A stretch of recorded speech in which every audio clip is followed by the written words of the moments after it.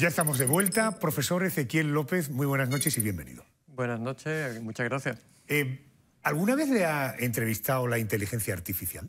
La verdad es que no, ya tenía ganas, ya era hora. Usted es catedrático de Ciencia de la Computación e Inteligencia Artificial de la Universidad de Málaga. Da usted además el estereotipo de ser un catedrático. ¿Ah, sí? Nunca me lo han dicho, pero gracias. La computación, eso tiene que ver con computadoras, claro. Sí, la parte de ciencia de la computación se refiere a la parte más teórica de la informática.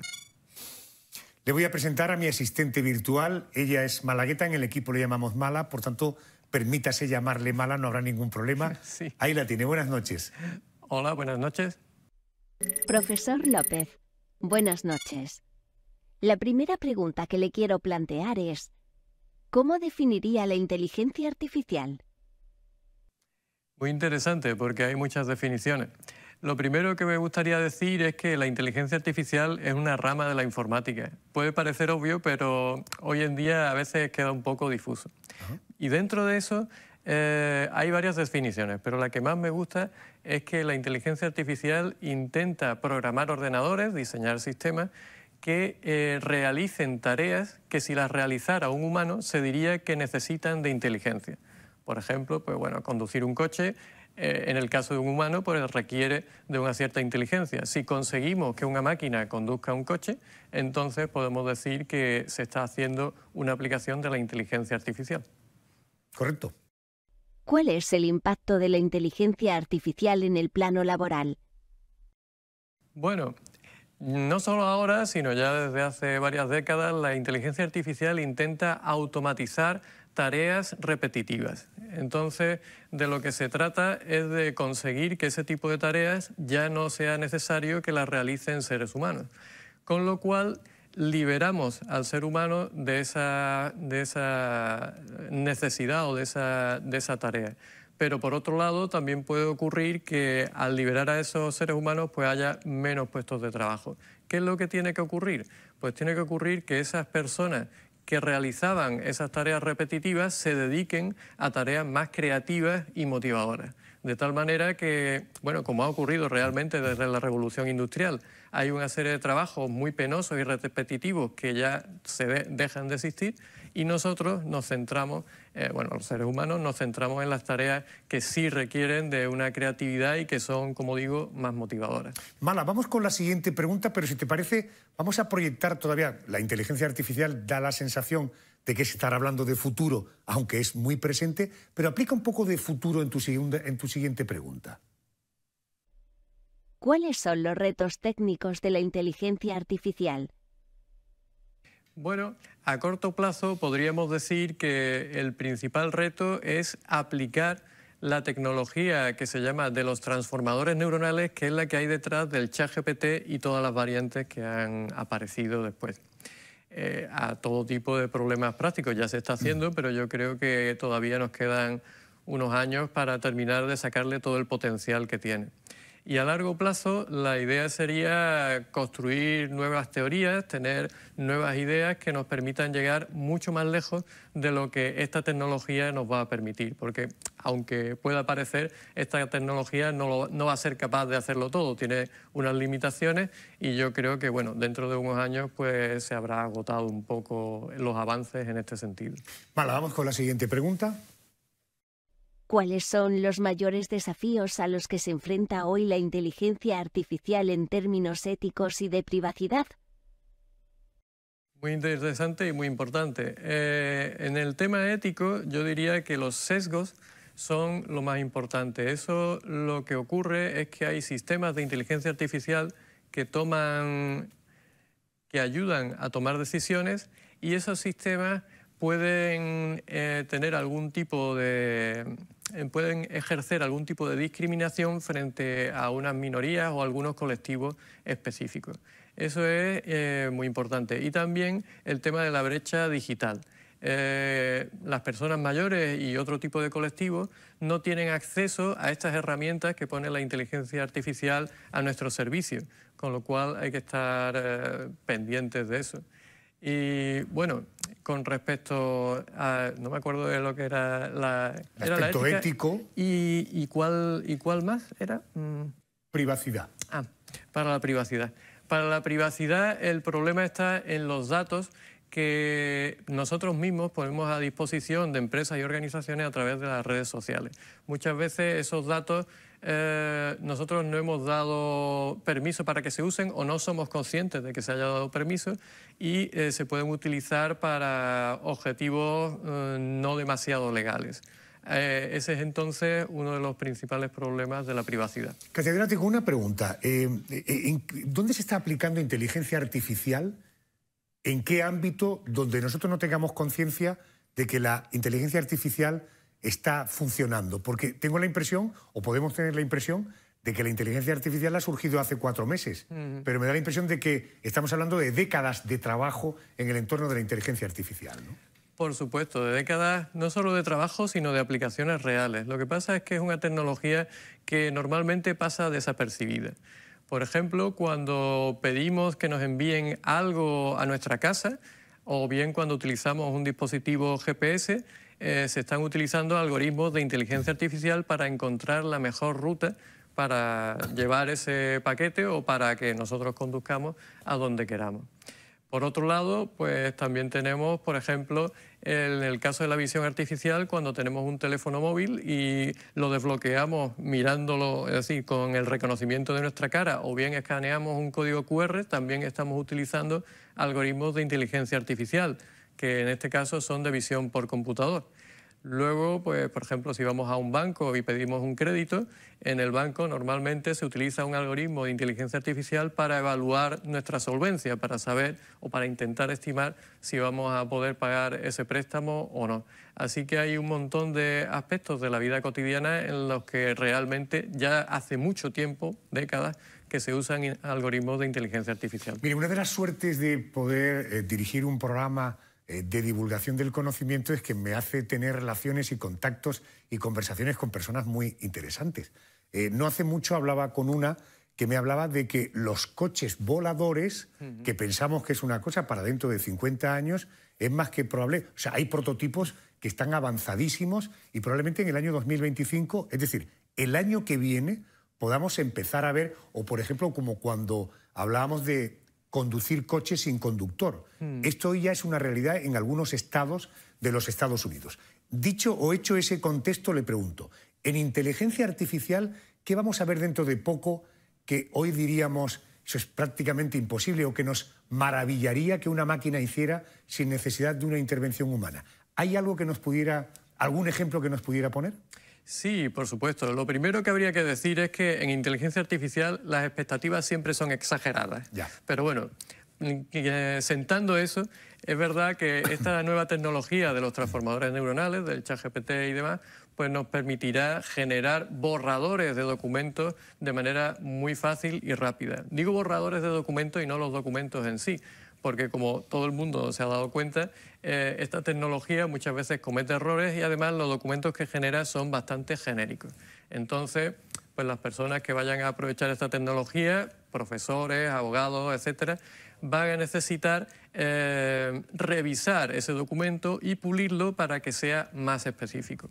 Luego también puede ocurrir que se popularicen los chatbots, es decir, los sistemas que interactúan verbalmente con las personas, bueno, como en el caso de Mala, que por ejemplo pues pueden utilizarse para, se me ocurre, acceder más fácilmente a la administración. Por ejemplo, una persona mayor quiere saber cómo hacer un trámite, pues cómo pagar el IBI. Pues entonces puede interactuar con ese chatbot y entonces las respuestas que va a dar van a ser más personalizadas al problema que esa persona realmente tiene. Así que se puede incluso mejorar la accesibilidad. A mí eso me parece una maravilla. Bueno, ya me parece una maravilla que mirando el teléfono se ponga activo. Es como si recuperara la vida solo reconociendo mi rostro, ¿no? Por alusiones, ha hablado de Mala. Mala quiere preguntar. ¿Cuál es la fuente de conocimiento de la inteligencia artificial? Por ejemplo, si le hacemos una pregunta al ChatGPT, su respuesta será única y exclusiva. Quiero decir que no es un copia-pega de ninguna web ni nada por el estilo. Y si le vuelvo a hacer la misma pregunta, la respuesta que me dará no será exactamente la misma, sino que será de nuevo una respuesta única y exclusiva. La información para darme esta respuesta, ¿de dónde sale? Sí, efectivamente, en inteligencia artificial es fundamental tener una fuente de datos fiable y abundante. En el caso de ChatGPT hay realmente 3 sistemas dentro y cada uno se alimenta de una manera. El primero lo que hace es aprender a generar texto con sentido. Eso se alimenta de textos cogidos de Internet. Miles de millones de documentos, todo lo que se pueda coger de Internet se coge y se le pasa a ese primer sistema. Luego hay otro subsistema que lo que hace es responder a preguntas, es decir, generar respuestas que tengan sentido a unas determinadas preguntas. Y ese sistema se alimenta mediante pares de preguntas y respuestas que son realizadas o que son diseñadas por humanos que son contratados por la empresa o la organización que está intentando entrenar a ChatGPT o a su variante. Y luego hay un tercer sistema que lo que hace es evaluar si esa respuesta que se ha generado es admisible o no. Y de nuevo eso se hace utilizando puntuaciones que generan humanos. De nuevo, pues son humanos contratados por una empresa o una organización para que le den puntuación a determinadas respuestas que ha generado la máquina. Profesor, todo el origen de los 3 sistemas de los que me ha hablado parten de la intervención del ser humano. ¿Puede llegar la inteligencia artificial a retroalimentarse sin necesidad de que haya huella humana? Es decir, que las valoraciones o calificaciones no sean hechas por humanos sino por la propia máquina, o que las respuestas o las preguntas o la información la pueda obtener de otras fuentes que no sean de documentos que un humano ha subido a Internet. En principio no es de esperar que eso ocurra en un futuro próximo. Ahora mismo tenemos lo que se llama el aprendizaje automático, que quiere decir que es verdad que la máquina aprende por sí misma, pero siempre y cuando tenga un conjunto de datos, de ejemplos, que le ha suministrado un humano. No parece que eso vaya a cambiar en breve. Profesor López, ¿la máquina puede llegar, la inteligencia artificial, a dar el salto al mundo de las emociones? ¿Identificar emociones y expresar emociones? ¿Estas serán habilidades que podrá desarrollar? Bueno, ahí hay 3 aspectos que hay que considerar distintos. Por un lado está la identificación de emociones. Eso sí se hace, de hecho, bueno, se utiliza ya en la práctica. Por ejemplo, cuando nosotros escribimos una intervención en una red social, la máquina es capaz de saber si eso está expresando pena, disgusto, alegría. De hecho, hay una rama de la inteligencia artificial que se llama análisis de sentimientos. Entonces, eso con una cantidad suficiente de ejemplos se puede manejar. Otra cuestión es que la máquina finja sentimientos. Es decir, nosotros podemos programar un chatbot, una aplicación de chat, para que parezca que tiene sentimientos o de manera natural pues parece que los pueda tener.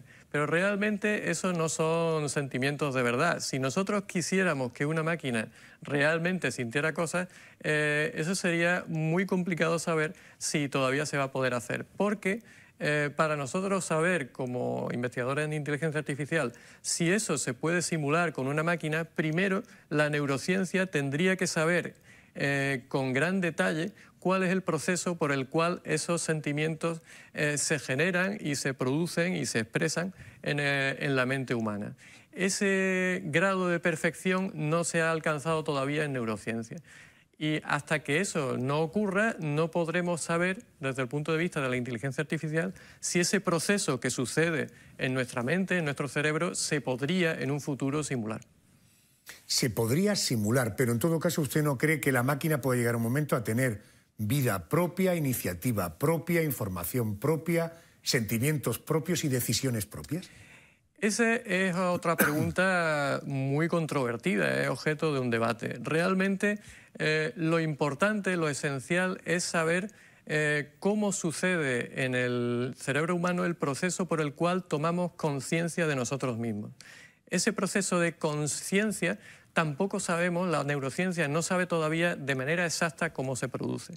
Si eso se llega a averiguar, se llega a conseguir una descripción detallada de cómo ocurre eso, de nuevo, en la inteligencia artificial podríamos plantearnos replicar ese proceso con una máquina. Pero como todavía no sabemos qué proceso hay que replicar, no sabemos si realmente se podrá llegar a ese punto. Dos para terminar. Es evidente que usted tiene padres, pero debo preguntarle, ¿tiene hijos? Sí, una hija. Una hija.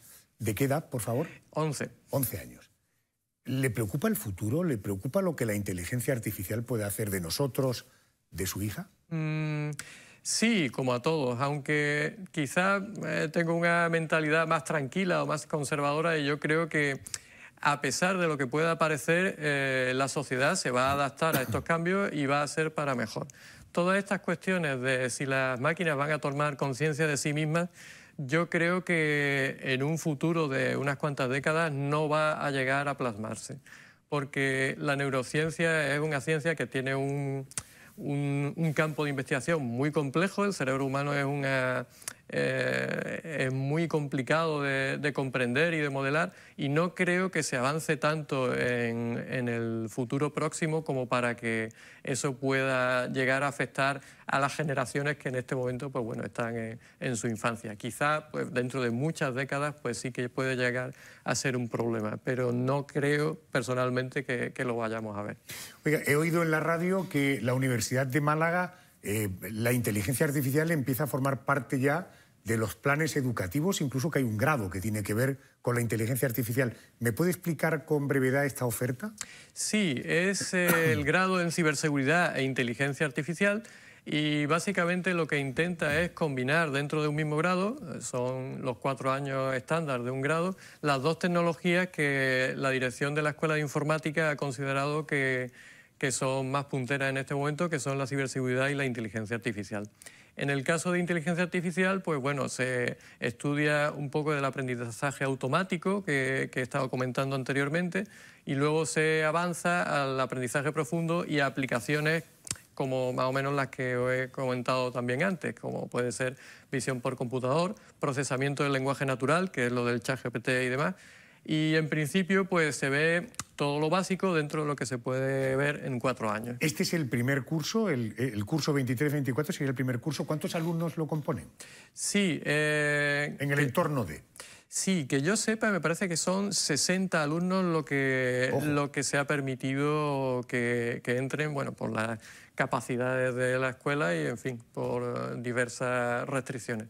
Pero yo creo que va a tener mucho éxito, y de hecho la nota de corte ha sido bastante alta. Hay que recordar que hay una oferta académica que es muy coherente con las ofertas laborales que se empiezan a abrir en Málaga, y qué maravilla. Teníamos aquel San Benito colgado de que solo formábamos a camareros, pues hablando de ciberseguridad, que ha sido tan de actualidad en los últimos meses del año, aquí tenemos una oferta académica capaz de suministrar profesionales a esa vía de salidas profesionales de negocio que se empieza a abrir en esta ciudad de Málaga, bendita ciudad de Málaga, también tecnológica. Ezequiel, gracias por ayudarnos a entender un poquito más la inteligencia artificial. Y mira, vamos a terminar hoy con un anuncio publicitario de una marca absolutamente reconocida que se ha hecho exclusivamente con inteligencia artificial. Fíjate qué maravilla. Señores y señores, gracias por su atención. Nos encontramos la semana que viene. Gracias, profesor. Buenas noches. Vamos a verlo. Atentos al último anuncio de Coca-Cola, que está hecho con inteligencia artificial.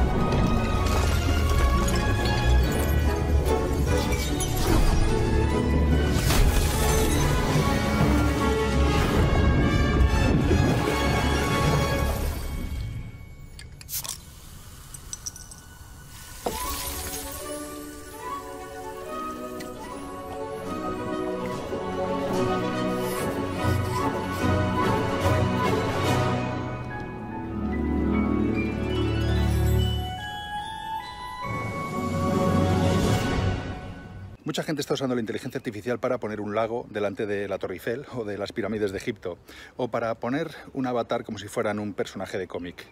Esto, lo que ha hecho Coca-Cola en este anuncio, es la prueba de que la inteligencia artificial, con una estrategia detrás y con mentes que se dedican a hacer trabajo creativo de verdad, elevan su trabajo a otro nivel. Así que, ponedme en los comentarios qué os parece y nos vemos muy prontito en otro vídeo. ¡Chao!